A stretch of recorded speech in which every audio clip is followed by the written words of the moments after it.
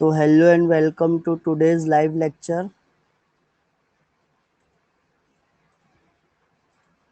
We will be starting our lecture in 2 minutes. 2 minute में हम lecture start करते हैं. So let us start this topic. ये topic start करने जा रहे हैं हम. Good afternoon Akhilesh. तो अब हम लास्ट लेक्चर में हम थोड़ा सी पढ़े थे कि स्पीड ऑफ वेव्स क्या होता है. ये स्पीड ऑफ ट्रैवलिंग वेव पढ़े थे, राइट. तो यहाँ पे जो स्टूडेंट्स का फर्स्ट डे है उनके लिए मेरा introduction. My name is Abdullah Momin. My qualification is MSc BEd. और यहाँ पे हम साउंड चैप्टर पढ़ रहे हैं. यहाँ पे डेली मेरा लेक्चर होता है 2:30 को. तो mathematical expression of a wave. Wave को इक्वेशन या मैथ्स से कैसे रिप्रेजेंट करते हैं कल हम देखे थे. ये एक इक्वेशन कि y is equal to x t a sine के x plus omega t plus five. या माइनस भी हो सकता है, साइन चेंज भी हो सकती है, दैट डिपेंड्स. यहाँ पे आप पढ़े रहोगे minus omega t plus five. तो ये इक्वेशन हम पढ़े थे कि मैथमेटिकली अगर एक वेव ट्रैवल कर रही है तो उसको मैथ्स से हम ऐसे रिप्रेजेंट करते हैं. यहाँ पे डेरिवेशन नहीं है तुमको अभी 11th में, वो 12th में करेंगे हम इसका डेरिवेशन.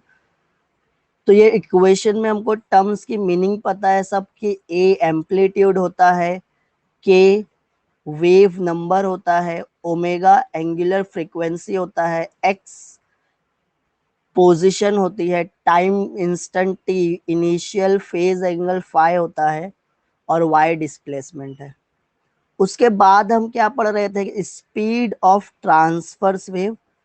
ट्रांसवर्स वेव की स्पीड भी पढ़े थे. ट्रांसवर्स वेव की speed v is equal to root T by M होता है. तो ये इक्वेशन का भी ना डेरिवेशन हमको नहीं है ये टेक्स्ट बुक में. इक्वेशन का डेरिवेशन नहीं है, बट यहाँ पे हमको टर्म्स को समझना. इंपॉर्टेंट चीज क्या है यहाँ पे, टर्म्स को समझना है. टी क्या था, टेंशन इन द स्ट्रिंग था. एम क्या था, लीनियर डेंसिटी और मास पर यूनिट लेंथ. ये एम से डिनोट करते हैं. तो ये ट्रांसवर्स वेव की स्पीड थी. अब हम आज जो पढ़ेंगे वो क्या पढ़ने वाले, हम speed of longitudinal wave.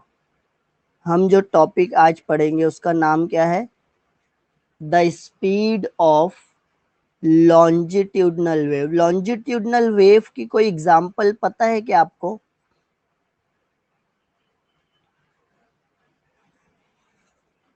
What is the examples of longitudinal wave? जल्दी से चैट सेक्शन में लिख के बताओ कि एग्जांपल क्या है लॉन्जिट्यूडनल वेव की.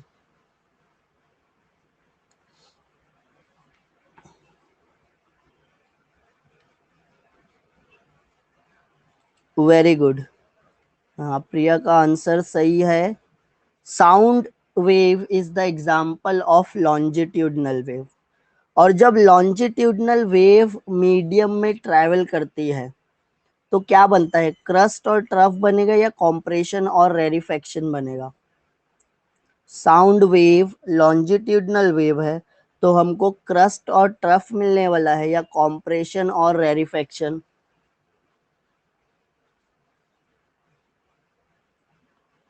बताओ जल्दी से. कॉम्प्रेशन मिलेगा और रेरिफेक्शन भी मिलेगा ना. तो अगर साउंड वेव ट्रैवल कर रही है मतलब लॉन्जिट्यूडनल वेव ट्रैवल कर रही है. साउंड इज द एग्जांपल, हमारे चैप्टर का नाम भी साउंड है. तो हम इसकी स्पीड को कैलकुलेट करेंगे. हम नहीं कैलकुलेट करेंगे, ऑलरेडी हमारे ग्रेटेस्ट साइंटिस्ट न्यूटन ने कैलकुलेट किया, हम सिर्फ उसको पढ़ने वाले हैं. तो लॉन्जिट्यूडनल वेव जब मीडियम में ट्रैवल करती है तो मीडियम में क्या बनता है, कॉम्प्रेशन बनता है और रेरिफेक्शन बनता है। कॉम्प्रेशन मतलब कौन सा रीजन है? कॉम्प्रेशन को कैसे समझ में आएगा कि ये कॉम्प्रेशन है या ये रेरिफेक्शन है?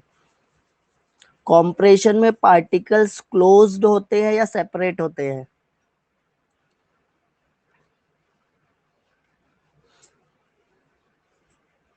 जल्दी से, जितने भी स्टूडेंट है आंसर पता है तो दो। कॉम्प्रेशन में पार्टिकल्स क्लोज्ड होते हैं, particles are closed to each other. और रेरिफेक्शन में पार्टिकल्स आर सेपरेटेड, राइट। ये पता है आपको कि जब साउंड वेव ट्रैवल होती है, गुड आफ्टरनून, जब साउंड वेव ट्रैवल होती है तो कॉम्प्रेशन और रेरिफेक्शन बनता है। कॉम्प्रेशन मतलब ऐसा रीजन जहां पे पार्टिकल्स बहुत क्लोज है, क्राउडेड है। और रेरिफेक्शन का मतलब जहां पे पार्टिकल्स सेपरेटेड है, दूर दूर है। अच्छा, एक चीज और बताओ, जब कॉम्प्रेशन और रेरिफेक्शन बनता है, साउंड वेव ट्रैवल करती है तो कॉम्प्रेशन और रेरिफेक्शन बनता है, तो यहाँ पे ना कहीं तो हीट एक रीजन में, कोई तो एक रीजन में, या तो कॉम्प्रेशन में हीट डेवलप होगी या तो रेरिफेक्शन में। तो आपके हिसाब से कहाँ पे हीट डेवलप हो सकती है?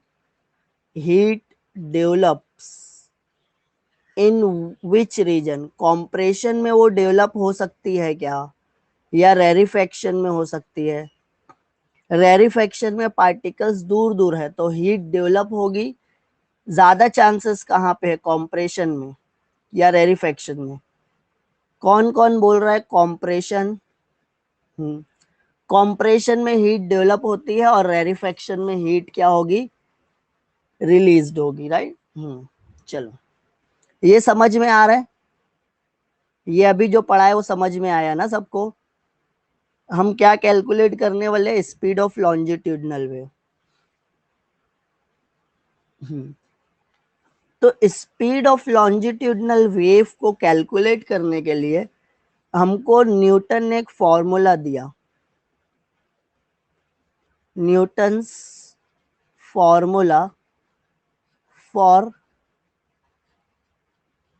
स्पीड, और स्पीड को हम क्या बोलेंगे, वेलोसिटी ऑफ साउंड।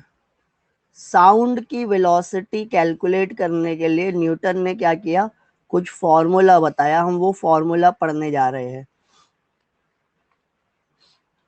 तो जब साउंड वेव मीडियम में ट्रैवल करता है तो यहाँ पे क्या होता है, मीडियम में कॉम्प्रेशन और रेरिफेक्शन प्रोड्यूस होता है।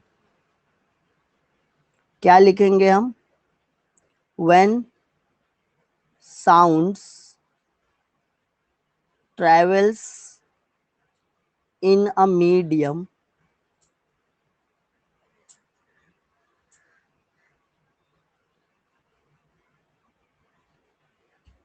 compression and rarefactions forms in it। क्या हुआ, ये फर्स्ट पॉइंट, ये पॉइंट एकदम याद रखना है। नोट्स अगर ले रहे हो तो नोट करते चलो तुम लोग भी, या तो मैं नोट्स भेज दूंगा।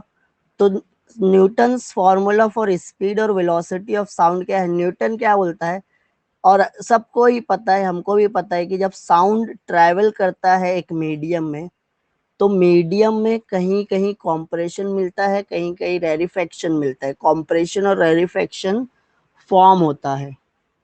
अच्छा, कॉम्प्रेशन और रेरिफेक्शन में यहाँ पे देख लेते हैं, एक लाइन, दो लाइन। तो यहाँ पे कोई रीजन में कॉम्प्रेशन है, कोई रीजन में रेरिफेक्शन है, राइट। कॉम्प्रेशन को मैं सी से डिनोट करता हूँ, this is your compression C and this is your rarefaction R। फिर रेरिफेक्शन के बाद फिर कॉम्प्रेशन मिलेगा, फिर कॉम्प्रेशन के बाद फिर रेरिफेक्शन मिलेगा, फिर रेरिफेक्शन के बाद फिर कॉम्प्रेशन। C क्या है यहाँ पे? कॉम्प्रेशन है। और R क्या है यहाँ पे? रेरिफेक्शन है। जब साउंड ट्रैवल किया मीडियम में तो मीडियम में कॉम्प्रेशन और रेरिफेक्शन अल्टरनेटली बने मतलब ये जो है बता रहा हूं मैं, लाइन पे पार्टिकल्स है, ये लाइंस पे क्या है? पार्टिकल्स है। डॉट डॉट भी बता बना के आप बता सकते हो। तो ये पॉइंट पे पार्टिकल्स है, ये पार्टिकल्स की पोजीशन डिनोट कर रहे हैं हम। अब जब साउंड वेव ट्रैवल होती है मीडियम में, तो मीडियम में कुछ रीजन में पार्टिकल्स क्लोज्ड आ जाते हैं, क्राउडेड आ जाते हैं, उसको हम कॉम्प्रेशन बोलते हैं। कुछ रीजन में पार्टिकल्स दूर चले जाते हैं।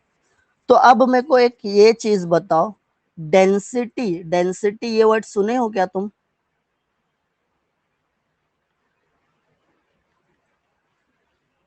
डेंसिटी का फॉर्मूला क्या होता है?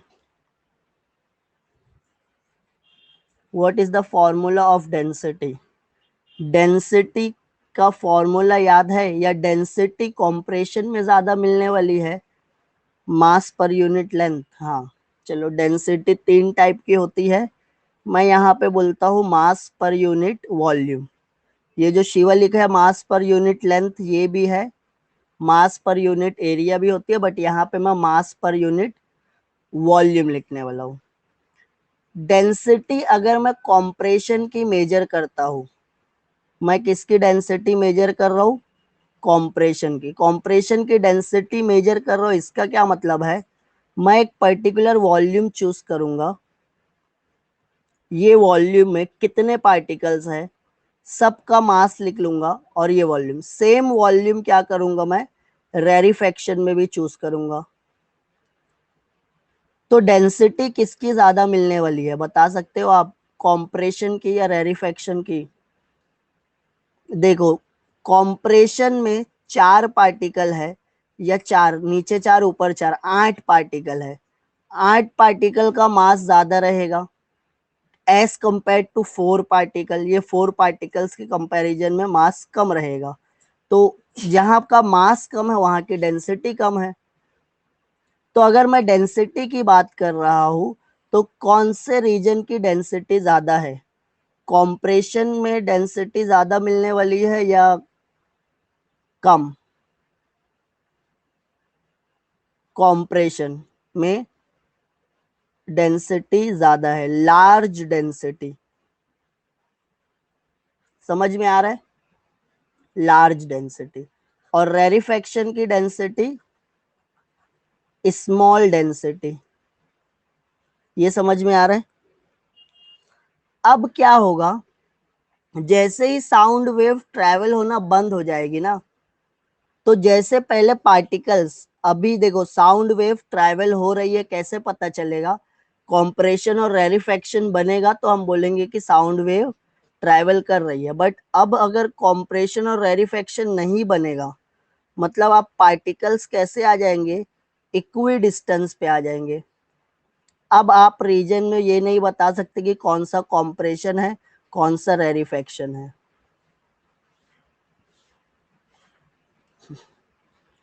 अब ये जो नीचे डायग्राम देख रहे हो ना आप, इक्वल लाइंस खींच दिए हैं। ये पार्टिकल्स का डिस्टेंस कैसा है? इक्वल है। यहाँ पे एक पार्टिकल, यहाँ पे एक पार्टिकल, यहाँ पे ये सब पार्टिकल्स की पोजीशन है। और पार्टिकल्स कैसे है? Equi distance. ये कब होगा? जब साउंड नहीं है, नो साउंड। जैसे ही साउंड यहां से ट्रैवल करना स्टार्ट किया, तो फिर आपको कॉम्प्रेशन और रेरिफेक्शन मिलेगा। साउंड आगे बढ़ गया तो पार्टिकल्स का डिस्टेंस क्या हो जाता है? इक्वल हो जाता है। फिर साउंड ट्रैवल करेगा, कॉम्प्रेशन और रेरिफेक्शन प्रोड्यूस होगा। फिर साउंड को आप स्टॉप कर दो, फिर से पार्टिकल्स जो मीडियम के हैं वो इक्वल डिस्टेंस पे आ जाएंगे। तो ये क्या हो रहा है, मीडियम में जो पार्टिकल्स है वो अपनी ओरिजिनल पोजीशन रीगेन कर रहे हैं क्या? ऐसा बोल सकते हैं क्या? साउंड स्टार्ट होता है, पार्टिकल्स अपनी अपनी पोजीशन चेंज करते हैं, फिर साउंड स्टॉप करते हैं, तो पार्टिकल्स अपनी ओरिजिनल पोजीशन पे आ जाते हैं। जब साउंड नहीं रहेगा तो सब अपनी अपनी जगह पे रहेंगे। जैसे ही साउंड आ गया तो कॉम्प्रेशन और रेरिफेक्शन बनना स्टार्ट हुआ। तो ये जो प्रॉपर्टी है जिसकी वजह से मीडियम में पार्टिकल्स अपनी जो शेप है या जो साइज है या जो पोजीशन है वो रीगेन कर रहे हैं, वो प्रॉपर्टी को हम क्या बोलते हैं? इलास्टिसिटी। उसको क्या बोलते हैं? इलास्टिसिटी। अगर ये पार्टिकल साउंड प्रोड्यूस होता है, ये पार्टिकल्स कॉम्प्रेशन बन गया, रेरिफेक्शन बन गया, फिर साउंड जब स्टॉप करने के बाद ये अपनी पहली वाली पोजीशन पे अगर नहीं आएंगे तो ये गड़बड़ वाला मामला है। तो यहाँ पे मीडियम के पास एक प्रॉपर्टी होती है इलास्टिसिटी की, और ये जो साउंड बन रहा है, कोई रीजन की डेंसिटी ज्यादा मिलती है, कोई रीजन की डेंसिटी कम मिलती है। तो हमको ये क्या, इससे क्या समझ में आता है? हमको समझ में आता है कि ये जो स्पीड ऑफ लॉन्जिट्यूडनल वेव है, किसकी speed? Speed of longitudinal wave, ये डिपेंड करती है density of medium and modulus of elasticity. यहाँ पे v क्या है? Speed of longitudinal wave. e क्या है यहाँ पे? Modulus of elasticity. Modulus of elasticity है। रो क्या है? Density of medium. मीडियम की डेंसिटी रो है। तो ये जो साउंड वेव ट्रैवल की, वो दो प्रॉपर्टी पे डिपेंड करती है, एक मॉड्यूलस ऑफ इलास्टिसिटी पे और एक डेंसिटी पे। और उसका फॉर्मूला ये बताया न्यूटन ने कि velocity of longitudinal wave is equal to root E by rho. अब ये न्यूटन क्या बोलता है, ये जो फॉर्मेशन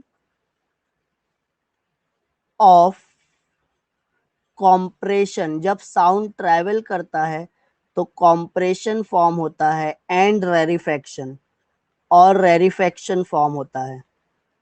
ये जो फॉर्मेशन हो रहा है कॉम्प्रेशन और रेरिफेक्शन का, इट इज वेरी स्लो, बहुत स्लो है।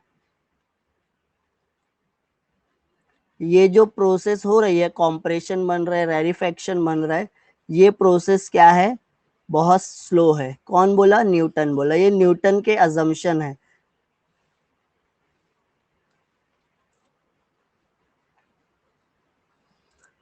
तो बहुत स्लो प्रोसेस है। स्लो प्रोसेस का मतलब क्या होता है? देखो, कॉम्प्रेशन बना है, यहाँ की हीट ज्यादा रहेगी,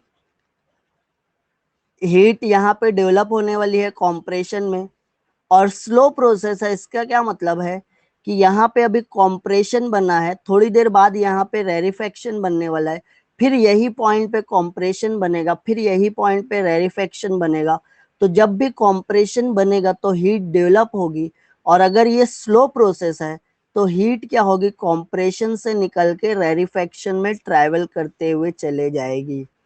क्या ट्रैवल कर रही है? हीट ट्रैवल कर रही है। कहाँ से ट्रैवल करेगी? कॉम्प्रेशन से, क्योंकि वहां पे क्या हुई? हीट डेवलप हुई। और कहाँ पे गई? रेरिफेक्शन में गई।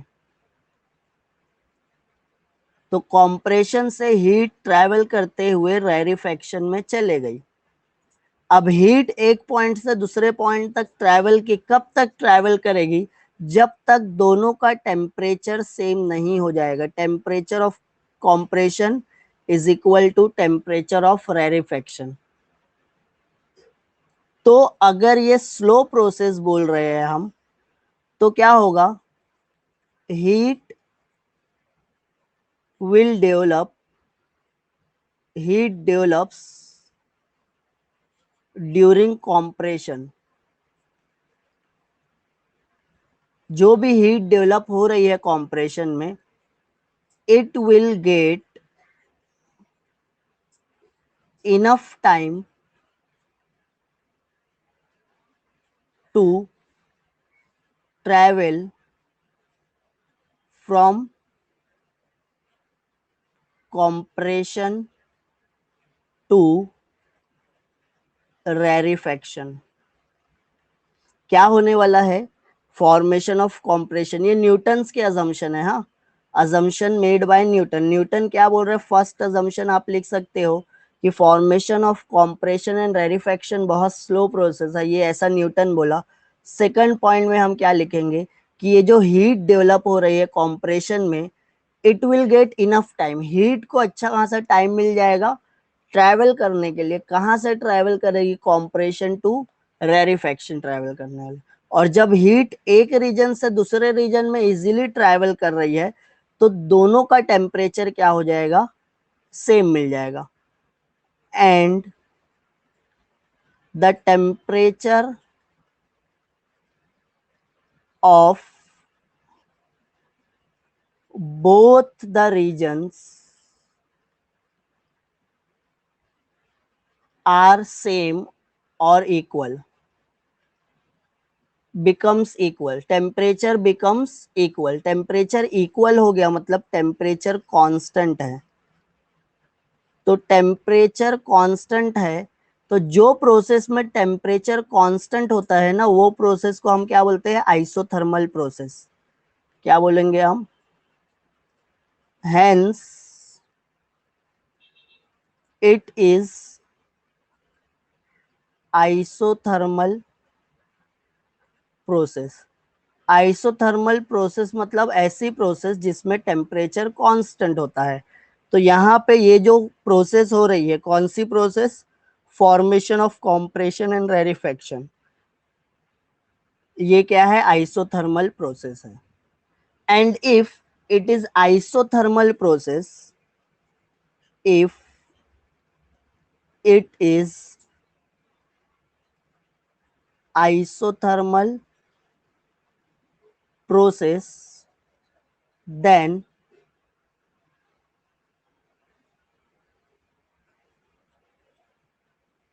there will be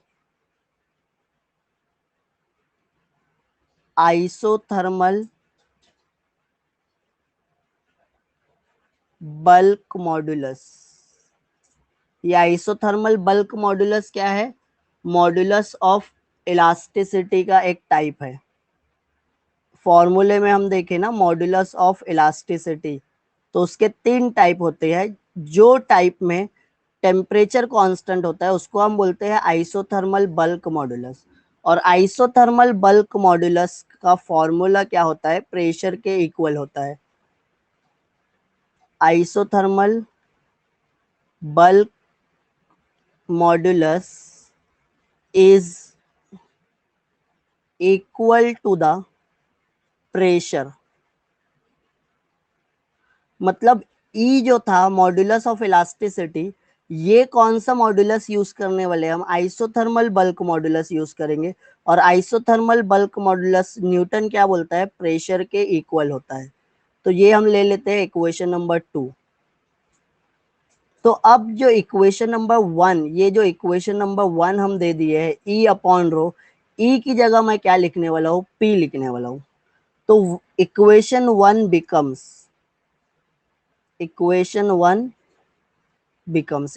वन क्या लिखूंगा मैं? V is equal to p upon rho. What is p? P is pressure और rho is density of the medium. Rho क्या है यहाँ पे? डेंसिटी ऑफ द मीडियम है। पी क्या है? प्रेशर है। तो अब प्रेशर का हमारे पास फॉर्मूला है, atmospheric pressure is given by atmospheric pressure can be written as, जो प्रेशर है उसको कैसे लिख सकते हैं हम? P is equal to H d ji. H क्या है? Height of mercury. Height of mercury in barometer. Barometer क्या होता है? एक प्रेशर मेजर करने का हमारे पास इंस्ट्रूमेंट है। उसमें मर्क्यूरी, जैसे आप थर्मामीटर में देखे हो ना, मर्क्यूरी लेवल राइज होता है। जैसे थर्मामीटर में मर्क्यूरी लेवल राइज होता है, वैसे ही बैरोमीटर में भी क्या होता है? मर्क्यूरी लेवल राइज होता है। तो वो जो मर्क्यूरी लेवल राइज हो रहा है बैरोमीटर में, वो कितनी हाइट तक राइज हो रहा है? वो है एच। इसकी वैल्यू कांस्टेंट होती है, एटमॉस्फेरिक प्रेशर की वैल्यू कांस्टेंट है। तो जब भी आप एटमॉस्फेरिक प्रेशर मेजर करोगे, वो कितनी हाइट तक राइज होगा? 0.76 metre of H G. Mercury का जो बैरोमीटर में आप मर्क्यूरी रखोगे, तो वो हाइट मर्क्यूरी की कितनी ऊपर तक जाने वाली है? भाई मदद करना, कश्मीरी लोग हैं। 0.76 मीटर हाइट तक जाएगा। उसके बाद यहाँ पे एक और टर्म है डी। डी है डेंसिटी ऑफ द मीडियम, या डेंसिटी ऑफ मर्क्यूरी लिखेंगे। किसकी डेंसिटी? मर्क्यूरी की डेंसिटी। तो मर्क्यूरी की डेंसिटी होता है 13600 केजी पर मीटर क्यूब। उसके बाद जी की वैल्यू हमको पता है, जी की वैल्यू होगी 9.8 मीटर पर सेकंड। और एक और टर्म है हमारे पास रो। रो क्या है? Density of medium in which sound is travelling. तो डेंसिटी ऑफ एयर, एयर में साउंड ट्रेवल कर रहे तो उसकी डेंसिटी। और ये डेंसिटी है हमारे पास 1.293 केजी पर मीटर क्यूब। ये आपके वैल्यूज है, ये न्यूटन फॉर्मूला बताया। फॉर्मूले में प्रेशर की जगह मैं क्या रखने वाला हूँ? प्रेशर की जगह मैं इक्वेशन नंबर 3 एच डी जी रख दूंगा। एच क्या है? Height of mercury in barometer. जो इंस्ट्रूमेंट से प्रेशर मेजर करते हैं, उसमें मर्क्यूरी का लेवल राइज होता है। कितनी हाइट तक राइज होगा? 0.76 मीटर तक। डेंसिटी ऑफ मर्क्यूरी 13,600 होता है। जी की वैल्यू 9.8, रो की वैल्यू। तो अब ये फॉर्मूले में हर एक टर्म की वैल्यू है हमारे पास। तो फिर न्यूटन क्या किया? ये सब वैल्यूज को ये फॉर्मूले में पुट कर दिया। कौन से फॉर्मूले में? ये फॉर्मूले को 3 इक्वेशन बोलते हैं और इसको हम 4 बोल देते हैं। This will be your equation number 4। तो इक्वेशन 3 और 4 से हम क्या लिख सकते हैं?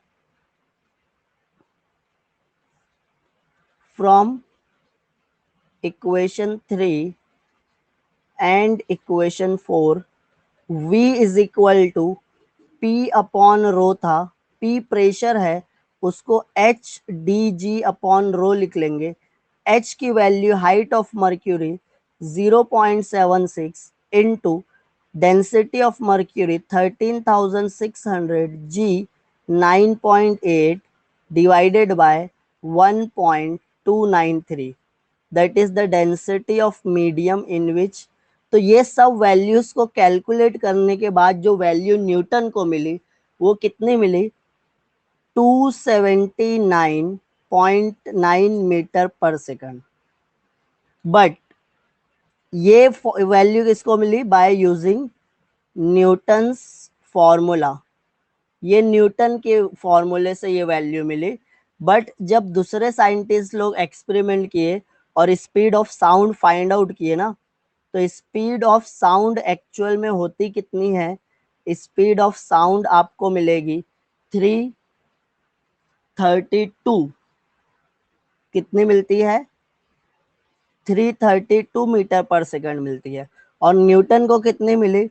279.9।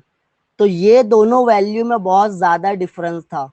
ये जो न्यूटन के फॉर्मूले से वैल्यू मिली, ऑलमोस्ट 60% कम थी। तो इसके फॉर्मूले में कुछ ना कुछ गड़बड़ है। जब न्यूटन से पूछे कि ये फॉर्मूले में इतनी डिफरेंस क्यों आ रहा है, तो वो उसको एक्सप्लेन नहीं कर पाया। तो फिर ये जो न्यूटन के फॉर्मूले को करेक्ट करने का काम एक दूसरे साइंटिस्ट ने किया, उसको हम पढ़ने वाले हैं। तो ये फॉर्मूले, न्यूटन्स के फॉर्मूले से जो वैल्यू आई है वो वैल्यू और ये जो एक्सपेरिमेंटल वैल्यू है, ये वैल्यू दोनों में बहुत ज्यादा डिफरेंस है, तो हम बोलेंगे ये न्यूटन की वैल्यू कहीं ना कहीं सही नहीं है, क्योंकि बाकी सबको तो इतना मिल रहा है 332, बट न्यूटन के फॉर्मूले से कितना मिल रहा है 279। तो न्यूटन के फॉर्मूले से जो वैल्यू आ रही है वो कितना कम है, 16% कम मिल रही है। तो बाकी लोग, बाकी साइंटिस्ट क्या किए, एक्सपेरिमेंट से साउंड की वेलोसिटी फाइंड आउट किए, तो वो वेलोसिटी कितनी मिली उनको 332, और न्यूटन के फॉर्मूले से 279। तो हम बोलेंगे कि न्यूटन का फॉर्मूला करेक्ट नहीं है या इनकम्प्लीट है। क्या है ये? इनकम्प्लीट। तो फिर ये जो न्यूटन का फॉर्मूला इनकम्प्लीट था, इसको जो सही किया एक दूसरे साइंटिस्ट ने किया, उसका नाम क्या था? Laplace's correction. उसका नाम था लेप्लास। नेक्स्ट जो है Laplace's is a scientist name. Newton भी नहीं बता पाया कि उसके फॉर्मूले से अलग वैल्यू क्यों आ रही है, बट लेप्लासिस क्या किया, लेप्लासिस वो फॉर्मूले को स्टडी किया न्यूटन के, और वो बता दिया कि भैया न्यूटन के फॉर्मूले में ऐसा ऐसा गलत चीज थी या सही चीज थी या क्या करेक्शन था। तो यहाँ पे ना सबसे पहले तो हम पहले न्यूटन कुछ अज्यूम किया था। न्यूटन क्या बोला था कि ये जो formation of compression and rarefaction है ये स्लो प्रोसेस है। क्या है ये? Slow process. बट जब लेप्लासिस बोला, तो लेप्लासिस बोला जो न्यूटन फर्स्ट पॉइंट बताया था वही गलत था। लेप्लासिस क्या बोलता है? लेप्लासिस अपना अजम्पशन रखता है कि formation of compression and rarefaction is rapid process. क्या है? रैपिड प्रोसेस है। न्यूटन बोला स्लो, ये बोलता है रैपिड। ये बोलता है फ्रीक्वेंसी अगर 256 हर्ट्स है, मतलब मीडियम में एक पॉइंट पे या एक रीजन में, अगर मैं बोल रहा हूं एक साउंड वेव है उसकी फ्रीक्वेंसी 256 हर्ट्स है, तो यहाँ पे मीडियम में एक सेकंड में 256 टाइम्स क्या बनने वाला है? कॉम्प्रेशन और रेरिफेक्शन बनने वाला है। समझ में आ रही है ये बात? अगर मैं बोल रहा हूं साउंड की फ्रीक्वेंसी है 256, मतलब एक सेकंड में जो रीजन है मीडियम का उसमें 256 टाइम्स कॉम्प्रेशन बना और 256 टाइम्स रेरिफेक्शन बना। तो ये 256 टाइम्स कॉम्प्रेशन बन रहा है और 256 टाइम रेरिफेक्शन बन रहा है। ये कितने सेकंड में बन रहा है? इन 1 सेकंड। अगर फ्रीक्वेंसी 256 हर्ट्स है, इसका क्या मतलब है कि मीडियम के एक पॉइंट ले लेते हैं ए, वो पॉइंट पे 256 टाइम्स कॉम्प्रेशन बन रहा है और 256 टाइम्स रेरिफेक्शन बन रहा है इन 1 सेकंड। तो एक सेकंड में अगर 256 टाइम्स कॉम्प्रेशन बन रहा है तो ये रैपिड प्रोसेस होगी, स्लो नहीं है। तो यही चीज लेप्लासिस बोला। फिर उसके बाद लेप्लासिस क्या बोलता है कि ये इतनी रैपिड प्रोसेस है कि कॉम्प्रेशन में हीट तो डेवलप होगी। न्यूटन क्या बोला था? स्लो प्रोसेस है। स्लो प्रोसेस है तो हीट डेवलप होगी कॉम्प्रेशन में, और इसको इनफ टाइम मिल जाएगा ट्रैवल करने के लिए फ्रॉम कॉम्प्रेशन टू रेरिफेक्शन। अब यहां पे देखो, अब अगर हम इसको बोल रहे हैं रैपिड प्रोसेस है, क्या है ये? Rapid process. तो अगर ये रैपिड प्रोसेस है, कॉम्प्रेशन में हीट डेवलप हुई, वो इससे पहले कि रेरिफेक्शन में ट्रैवल करे, ये रेरिफेक्शन किस में कन्वर्ट हो जाएगा? कॉम्प्रेशन में। तो ये रेरिफेक्शन में हीट ट्रैवल करने को टाइम ज्यादा लगेगा, और कॉम्प्रेशन और रेरिफेक्शन जल्दी जल्दी बन रहा है। कॉम्प्रेशन बना, कॉम्प्रेशन में से हीट ट्रैवल करना स्टार्ट की, इससे पहले कि वो रेरिफेक्शन में पहुंचे, रेरिफेक्शन किस में कन्वर्ट हो चुका होगा, कॉम्प्रेशन में। फिर जब ये रेरिफेक्शन कॉम्प्रेशन में कन्वर्ट हो चुका रहेगा तो यहाँ भी हीट डेवलप होगी। फिर ये हीट इससे पहले कि रेरिफेक्शन में जाए, आगे वाला रेरिफेक्शन या पीछे वाला रेरिफेक्शन भी किस में कन्वर्ट हो चुका रहेगा, कॉम्प्रेशन में। तो हीट को ट्रैवल करने ज्यादा टाइम लगेगा, बट ये जो कॉम्प्रेशन और रेरिफेक्शन बनने का प्रोसेस है ये बहुत रैपिड होगा। Hence heat will not get the enough time to travel from compression to rarefaction. Heat को इनफ टाइम नहीं मिलेगा, उसको अच्छा खासा, इससे पहले कि वो कॉम्प्रेशन से रेरिफेक्शन में जाए, रेरिफेक्शन भी किस में कन्वर्ट हो चुका रहेगा, कॉम्प्रेशन में। तो हीट एक जगह से दूसरी जगह ट्रैवल नहीं कर पाएगी। समझ में आ रही है, क्योंकि बहुत रैपिड प्रोसेस है। गेटिंग इट, समझ में आया क्या? ये हीट को टाइम नहीं मिला। अब यहाँ पे इससे पहले हीट ट्रैवल कर ली थी, अब हीट ट्रैवल नहीं की। अगर हीट ट्रैवल नहीं कर पाई है तो हीट कांस्टेंट है। हम बोल रहे हैं हीट को ट्रैवल नहीं कर पाई तो हीट कांस्टेंट है। तो अब लेप्लासिस क्या बोला, न्यूटन क्या बोल रहा था, टेम्परेचर कांस्टेंट है, बट लेप्लासिस क्या बोला, hence heat will remain constant, heat constant रहेगी। समझ में आ रही है? हीट कांस्टेंट रहेगी मतलब हीट एक जगह से दूसरी जगह नहीं जा पाएगी, हीट विल रिमेन कांस्टेंट। और जो प्रोसेस में हीट कांस्टेंट होती है उसको हम आइडियाबैटिक प्रोसेस बोलते हैं। Hence it is adiabatic process. ये क्या है, एक आइडियाबैटिक प्रोसेस है। और आइडियाबैटिक प्रोसेस में जो मॉड्यूलस ऑफ इलास्टिसिटी रहेगा वो क्या रहेगा, hence adiabatic bulk modulus will be used. Adiabatic bulk modulus का फॉर्मूला, अब जब आइडियाबैटिक बल्क मॉड्यूलस रहता है तो जो मॉड्यूलस ऑफ इलास्टिसिटी, इससे पहले हम प्रेशर के इक्वल ले रहे थे, अब वो प्रेशर के साथ साथ यहाँ पे एक और टर्म ऐड होने वाला है और वो टर्म है गैमा। क्या है, गैमा, गैमा पी। एक ही गैमा रहेगा, दो नहीं रहेगा।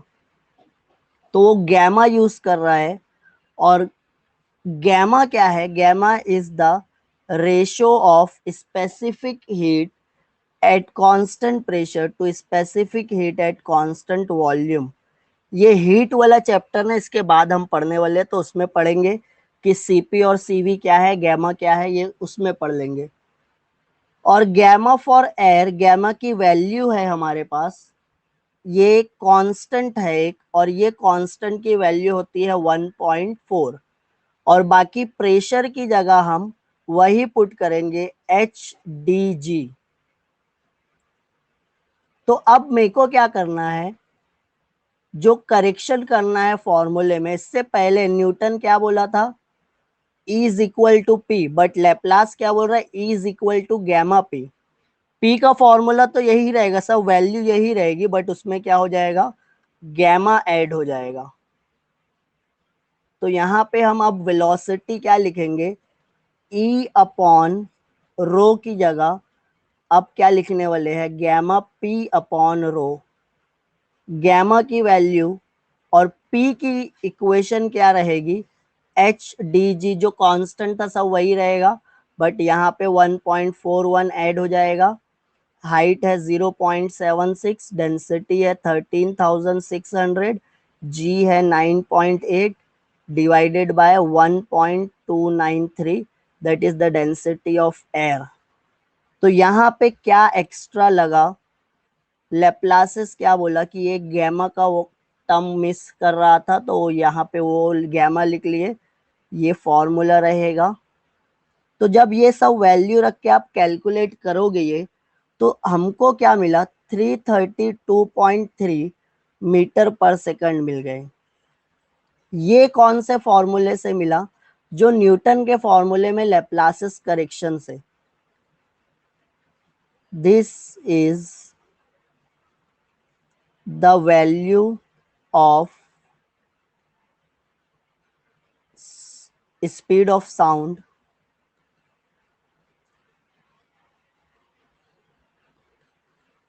ये क्या है, स्पीड ऑफ साउंड की वैल्यू है, या velocity of sound by Laplace's correction. Laplace क्या किया, न्यूटन के फॉर्मूले को करेक्ट करके बता दिया, उसको 332 वैल्यू मिल गई, और जो एक्सपेरिमेंटल वैल्यू थी हमको मिल रही थी, जो बाकी के साइंटिस्ट लोग अलग अलग एक्सपेरिमेंट किए, उससे जो वैल्यू मिल रही थी वो थी 332 मीटर पर सेकंड। तो अब लेप्लासिस के फॉर्मूले से हमको 332.3 मिल गई, दूसरे साइंटिस्ट लोग को 332 मिल रही थी। अब यहाँ पे एरर कम है, तो हम बोलेंगे लेप्लासिस का जो करेक्शन था वो राइट था। तो ये लेप्लासिस के करेक्शन को फिर हम क्या किए, मान लिए। तो ये है तुम्हारा कैलकुलेशन स्पीड ऑफ साउंड का। समझ में आया? किसी को कुछ डाउट है क्या आगे बढ़ने का? कोई क्वेश्चन होगा तो पूछो।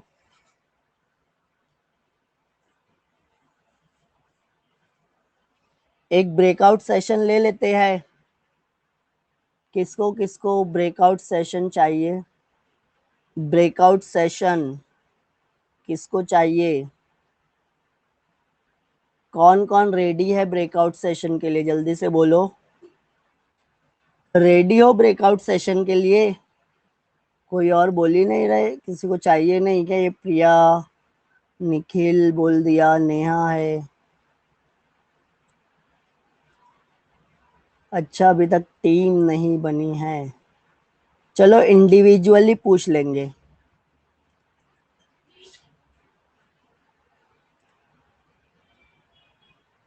साउंड के चैप्टर पे ही है ये। दिख रहा है क्या तुमको स्क्रीन पे क्वेश्चन? स्क्रीन पे क्वेश्चन दिख रहा है? यस और नो? तो क्वेश्चन पढ़ो और आंसर बताओ। अच्छा, आंसर भी है, क्या है आंसर? The wave. अच्छा, आंसर ऑलरेडी सिलेक्ट है, तुमको सिलेक्ट नहीं करने बोल रहे।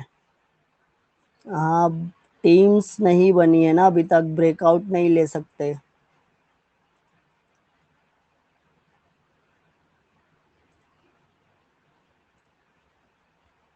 हाँ, लॉन्जिट्यूडनल।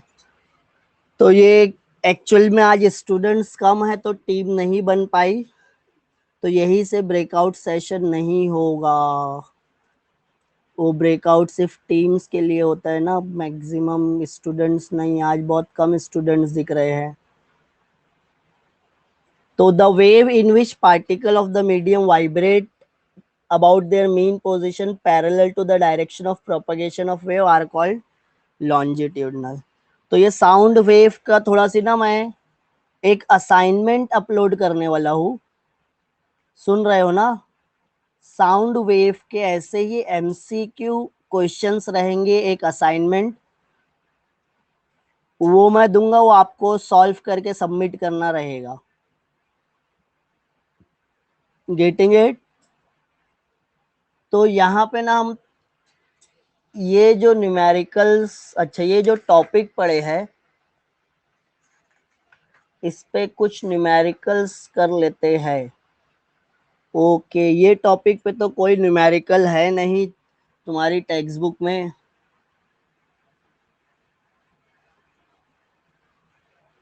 तो ये न्यूमेरिकल पे नहीं कर सकते।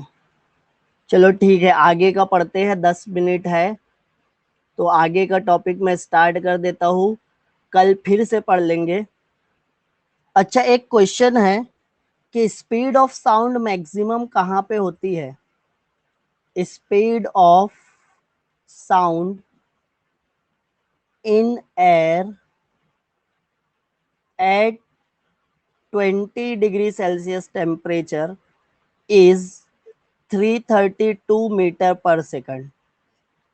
तो ये एयर में है। एयर मतलब कौन सा मीडियम है? गैसियस मीडियम है क्या? ऐसे ही लिक्विड मीडियम में से भी क्या होता है? साउंड ट्रैवल करता है। ऐसे ही सॉलिड मीडियम से भी क्या होता है? साउंड ट्रैवल करता है। ये जो मैं स्पीड बता रहा हूँ 332 मीटर पर सेकंड, ये जो हमारा रिजल्ट आ रहा है कि speed of sound in air is 332, ये एयर में है। एयर है आपका गैसियस मीडियम, तो ये गैसियस मीडियम के लिए था, राइट।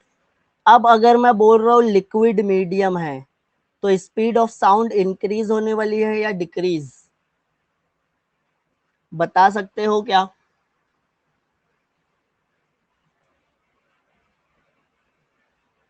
डिक्रीज होगी। गैसियस मीडियम में स्पीड ऑफ साउंड सबसे ज्यादा होगी। velocity of sound in gas, velocity of sound in liquid, velocity of sound in solid। चलो, कौन सी वेलोसिटी ज्यादा मिलेगी? वी जी की वैल्यू सबसे ज्यादा रहेगी या वी एल की या वी एस की? वी जी मतलब गैसियस मीडियम में velocity of sound, V L मतलब लिक्विड मीडियम में, और वी एस मतलब सॉलिड मीडियम में। कहाँ पे वेलोसिटी मैक्सिमम रहने वाली है? जल्दी से बताओ आंसर क्या रहेगा, बोलो।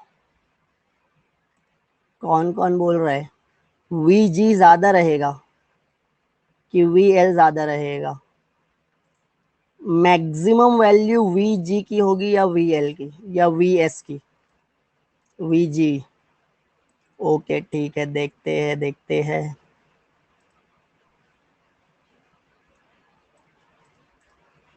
टेक्स्ट बुक है सबके पास? टेक्स्ट बुक में पेज नंबर 146, ये पेज नंबर 146 पे ना ऊपर एक टेबल होगा। ये टेबल दिख रहा है सबको? टेबल दिखा? यस और नो? हाँ ठीक है, ये टेबल किसका है? Speed of sound in gas, liquids and solid. ये टेबल 8.1 है। टेक्स्ट बुक में पेज नंबर आपको, जब आप टेक्स्ट बुक ओपन करोगे, पेज नंबर 146 पे मिल जाएगा, राइट। क्या मिलेगा? Speed of sound in gases, liquid and solid. तो स्पीड देखो, गैसियस मीडियम दिया है एयर में 0 डिग्री पे कितनी है? 331। एयर में 20 डिग्री पे 343। अच्छा 343 है, 332 बताए थे ना, 343 है। फिर हीलियम गैस रहेगी, तो उसमें कितनी है स्पीड? 965। हाइड्रोजन गैस है तो 1284। तो गैसियस मीडियम में मैक्सिमम आप बोल सकते हो 1284 वाली वैल्यू है। अब लिक्विड में देखो, वाटर में है 1400, 1400, 1500। तो इंक्रीज हो गई या डिक्रीज हो गई? ये वी gaseous, velocity of sound in liquid. और अब सॉलिड में देख लो, ग्रेनाइट में तो 6000 है, एल्यूमिनियम में 6400 है। तो जो वेलोसिटी है सॉलिड में, हम क्या लिखेंगे? सॉलिड में वेलोसिटी ज्यादा होती है नॉर्मली, अगर देखा जाए। Velocity of sound in solid is greater than velocity of sound in liquid। और ये भी वेलोसिटी ज्यादा रहेगी किससे? Velocity of sound in gaseous medium. तो सॉलिड में जो साउंड रहता है वो सबसे ज्यादा वेलोसिटी से ट्रैवल करता है, उसके बाद लिक्विड में उससे कम वेलोसिटी, और गैसियस में सबसे कम। तो जो एयर की बात कर रहे थे हम, ये जो 332 निकाले, ये वाली वैल्यू सबसे कम रहेगी। ये समझ में आया क्या?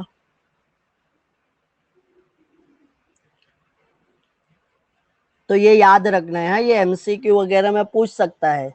Velocity of sound is maximum in which of the following medium, solid, liquid, gases. तो क्या लिखोगे answer? Velocity of sound maximum होता है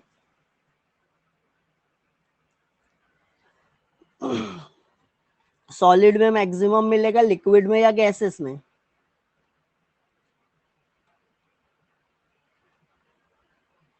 बोलो जल्दी से, सॉलिड में। अब यहाँ पे एक और चीज देखने वाली है, एक और इम्पोर्टेंट चीज है। पहले दो वैल्यू देखो, पहले दो वैल्यू मतलब एयर की। मेरी आवाज नहीं आ रही है तुम लोग को? मेरी आवाज नहीं आ रही है क्या? Can't hear you sir. आ रही है आवाज मेरी?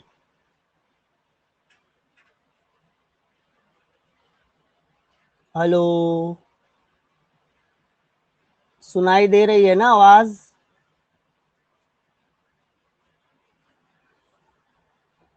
निखिल को सुनाई दे रही है, शिवा को नहीं सुनाई दे रही है।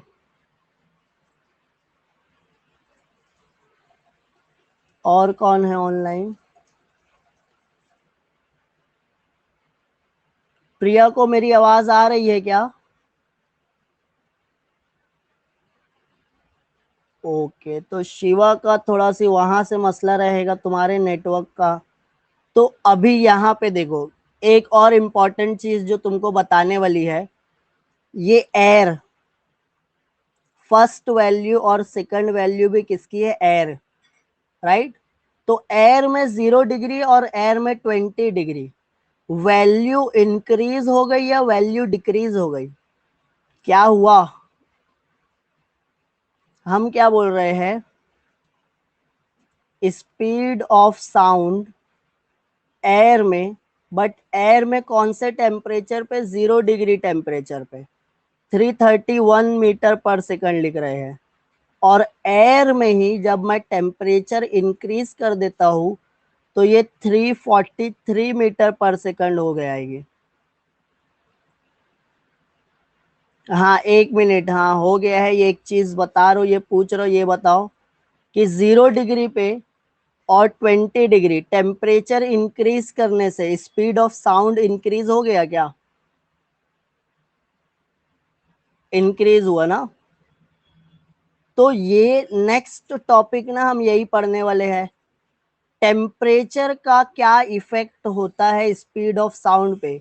मतलब जब मैं टेम्परेचर इंक्रीज करूंगा तो स्पीड ऑफ साउंड इंक्रीज होगा या डिक्रीज होगा।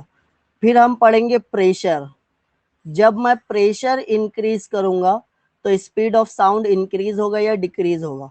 फिर उसके बाद आता है डेंसिटी, जब मैं जो मीडियम है उसकी डेंसिटी इंक्रीज करूंगा तो स्पीड ऑफ साउंड इंक्रीज होगा या डिक्रीज होगा। तो डेंसिटी इंक्रीज करने से स्पीड ऑफ साउंड क्या होगा? प्रेशर इंक्रीज करने से स्पीड ऑफ साउंड क्या होगा? टेम्परेचर इंक्रीज करने से स्पीड ऑफ साउंड क्या होगा? तो नेक्स्ट टॉपिक में हम यही पढ़ने वाले हैं, effect of temperature, pressure and density on speed of sound. Speed of sound पे टेम्परेचर का क्या इफेक्ट रहेगा, प्रेशर का क्या इफेक्ट रहेगा, एंड डेंसिटी का क्या इफेक्ट रहेगा, that will be our next lecture. तो आज के लिए इतना ही काफी था, बाकी ये कल पढ़ने वाले हैं हम। तो आई होप तुमको आज का लेक्चर समझ में आया रहेगा। कुछ डाउट रहेगा तो पूछ लेना, बाकी मैं नोट्स भेज रहा हूँ वो देख लेना। ओके, किसी को कुछ डाउट है? चलो, if you don't have any doubt, then that's it, you can go. Thank you for attending my lecture.